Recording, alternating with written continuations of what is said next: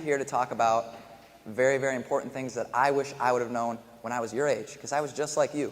I was once sitting here, Mrs. Marnaka was my first grade teacher, so I went to SJV. So there's a lot of things that I wish I would have known and actually put into action in my everyday life that I'm going to teach you today. Does that sound like a good plan? Yeah. So the first thing we're going to do, I need everyone to put their notebooks and pencils down. So what we're going to be doing, okay, for this activity, right, as a group, everyone's going to be writing down individually what their vision of the perfect life is. Right? So if you think of yourself in the future, what's the best life that you could possibly live? So my example, for right now, the best life I could possibly live, I married my girlfriend, I live on a lake in Madison, CTG hoops, keeps growing, I influence more people. That would be an example of something I would write down on this piece of paper. Does that make sense? What we're going to be doing? So once everyone's written down their vision of the perfect life, as a group, you're going to decide what you think everyone is looking for. So all of you are looking for the same thing, even though it's different subjects. What do you want to be when you grow up? NFL. You always play football. So you want to play football? Yeah. Okay, so a football player. So you'd write down football player. That's what I want to be when I grow up. Does that make sense? So if you can vision yourself having the best life you could possibly live in the future, what would that look like? And you're going to write that down. Now, as a group, you're deciding, okay, and trying to agree upon what you think you're all looking for.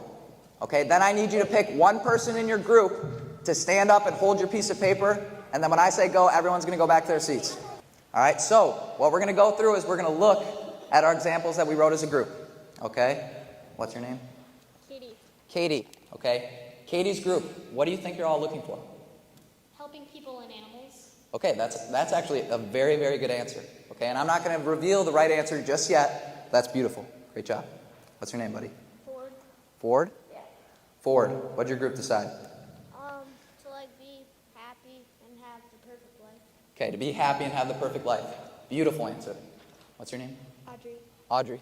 Audrey, what'd your group decide? Happiness in life. Happiness in life. Beautiful answer. Okay, James, what do we got?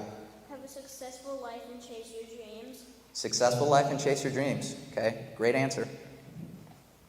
What's your name? Elena. Elena, what'd your group have? To have a happy life. To have a happy life. Another beautiful answer. What's your name, buddy? Andrew. Andrew, what'd your group have? Have a good life. Have a good life. I like it. Very descriptive. Okay, the reason I did this activity is because we're all looking for the same thing. So every single action that everyone takes in life is all looking for this one thing. Okay, and 3 groups, I think, had the correct answer, right? And that's happiness. Okay, it's happiness. All right, so you did a great job if you answered that. The reason I'm going to talk about it today is because as you get older, happiness is going to get harder and harder. Right now you're a kid, soak that in. Okay, I wish I could be where you are today. All right, happiness is very easy. But right now I'm doing a speech to try and prepare you as you get older, because that happiness is going to be harder to get. Okay? If you're in a sport, how do you get good at a sport? You have to do what? Calm. Practice. You have to train for it. Okay? Is happiness any different? No. You have to train for happiness. Okay? So you were right, buddy. You're right. That was the right answer. Okay? So we have to train ourselves for happiness. So do you think it's getting and acquiring this perfect life? Or do you think we have to train the brain and how we act inside of us to have more happiness? Which one do you think it is? Inside of us. Okay? So yes, it's possible that that perfect life could make you happy, but you don't need anything to be happy. Okay? So that's what I'm here today, is to try and help you do that. Does that sound good? Does that sound fair? Beautiful. Okay, so everyone with a piece of paper, what they're going to write down is something called, big word, illusions of happiness. Illusions of happiness.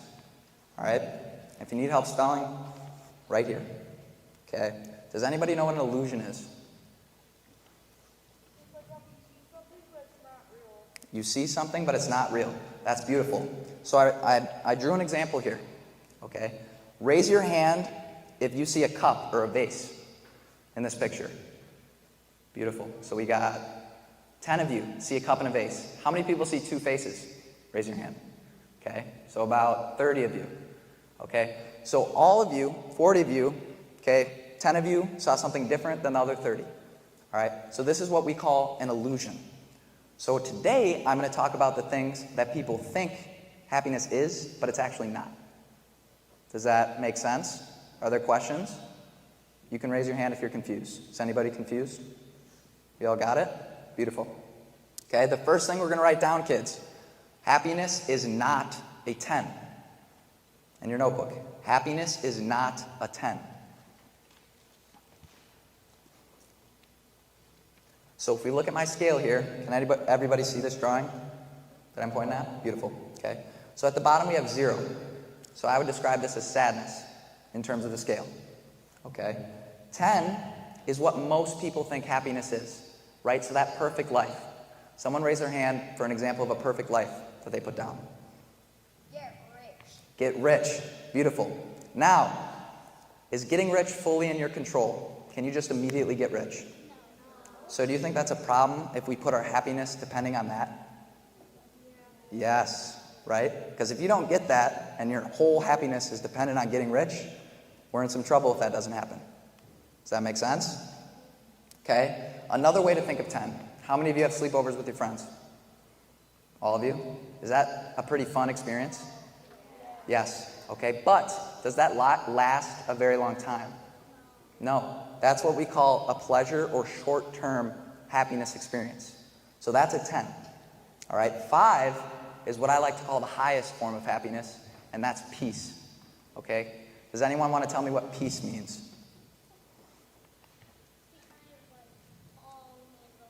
That's beautiful. So calm and relax, and it's basically like life can throw anything at you, and you're going to be okay. That's kind of what peace is. Does that make sense? Yes? So what I want you to do is I want you to rank these in your notebook. So if we rank from highest to lowest, what would be first, a 5 or a 10? You, buddy, in the blue. 5. Okay, so 5 would be 1, 10 would be 2, 0 would be 3. Does this make sense, everyone? No? Who said no? It's okay if it doesn't make sense. Yes? Okay. So 5, is that short-lasting happiness or long-lasting happiness? Well, it'll last longer. 5 will. Okay, 10's like, what's your favorite food? Spaghetti. Okay, does the spaghetti taste really good when you're eating it? Yeah? Does it last for a very long time, though? And then it leaves. Does that make sense? So that's why we actually want to chase 5 and not 10s. Make sense? Yes? Beautiful. Okay? The second one, kids, is happiness is not a rainbow. Happiness is not a rainbow. This first drawing, right here I have a rainbow, and what's at the end of the rainbow? Pot of gold. Okay? So people, most people, I should say, okay, think that they have to do things or acquire things to find happiness. Okay? So they think they have to do something to get happy. All right? But in reality, happiness is always there. But it's just covered by what I like to call happiness boulders. So we can't always see it. Does that make sense? Okay? So an example of a happiness boulder, okay, for one of you could be if we pick on somebody, right? A lot of times if someone picks on someone, right, what are they trying to do? They're trying to make themselves feel better, right, by thinking that they're above the other person, right? So is that a boulder covering that happiness? Yes or no? Yes. So the only thing you can actually do is remove the things covering it. Does this kind of make sense? So, no? Okay, that's okay. So another example, okay? When's the only time you can experience something? In the future, past, or present? The present. Great answer, right? So the only time we can experience something is the present moment. So if we don't live in the present moment a lot, do you think it's blocking some of our happiness? Yes. So another example of a boulder could be when I'm not present. Does that make sense? And then later in this speech, what I'm going to get to is the biggest boulder covering everyone's happiness. Okay, the third one, it always comes back to a baseline. Okay, happiness always comes back to a baseline. All right, fifth graders, you heard this in the previous speech that I had. What does this mean?